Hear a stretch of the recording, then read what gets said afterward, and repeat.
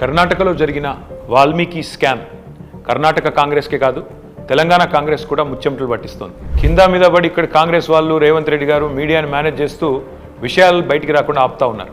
కానీ ఆ మబ్బులు కూడా తప్పకుండా 4-5 రోజుల్లో విడిపోతాయని నేను అనుకుంటాను. గవర్నమెంట్ డబ్బులు గవర్నమెంట్ అకౌంట్లో నుంచి అక్రమంగా ఏ కారణం లేకుండా సరిగ్గా పార్లమెంట్ ఎలక్షన్కు ముందు 180 కోట్ల రూపాయలు దారిమల్లినాయి. కర్ణాటక ముఖ్యమంత్రి స్వయంగా సిద్ధరామయ్య గారు అసెంబ్లీలో ఈ వాల్మీకి స్కామ్లో భారీ ఎత్తున డబ్బులు దారిమల్లినాయని ఆయనే ఒప్పుకున్నారు.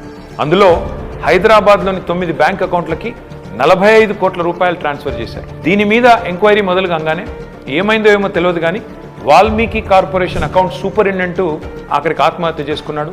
ఇవాళ ఆయన కుటుంబం రోడ్డున పడే పరిస్థితి. బ్యాంక్ అధికారులతో సహా 11 మందిని ఈడీ అరెస్ట్ చేసింది. కర్ణాటక నుండి మన తెలంగాణకు అక్రమంగా ఈ డబ్బు ఏ అకౌంట్లలోకి వచ్చింది, ఆ అకౌంట్లు ఎవరివి, ఈ తీగ లాగితే తెలంగాణ కాంగ్రెస్ డొంక మొత్తం కదులుతూ ఉన్నది. మొన్న పార్లమెంట్ ఎన్నికల్లో తెలంగాణ కాంగ్రెస్ పార్టీ తన ఖర్చులకు ఈ డబ్బులే వాడినట్టుగా అనిపిస్తూ ఉంది.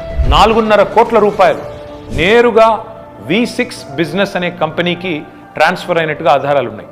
ఈ V6 బిజినెస్ కంపెనీ ఓనర్ ఎవరు? SIT, CID, ED ఈ దాడులన్నీ జరిగిన తర్వాత కూడా మన తెలుగు మీడియాలో ఈ వార్తలు రాకుండా అడ్డుకుంటున్నది ఎవరు? పార్లమెంట్ ఎన్నికల సమయంలో కొన్ని బంగారం షాపులు, బార్ల నుండి భారీ మొత్తంలో డబ్బులు తీసుకున్నట్టుగా తెలుస్తూ ఉంది. వారికి కాంగ్రెస్ పార్టీకి ఉన్న అనుబంధం ఏంది? ఇవన్నీ కూడా బయటికి రావాలి. కర్ణాటక ముఖ్యమంత్రి సిద్ధరామయ్యను గనక పొరపాటున తొలగిస్తే పక్కన ఉన్న తెలంగాణ సర్కారు కూడా కూలుతుంది అని ఈ మధ్యనే కర్ణాటక మంత్రి సతీష్ జరికోలి అంటున్నారు.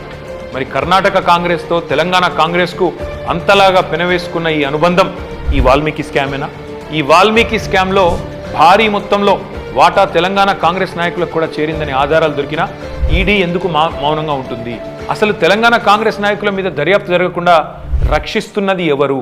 పార్లమెంట్లో గాయి చేసుడు తప్ప బయట మాత్రం ఏమీ తమ సొంత పార్టీ అవినీతి మీద నోరు విప్పని రాహుల్ గాంధీ ఖచ్చితంగా నోరు విప్పాలి.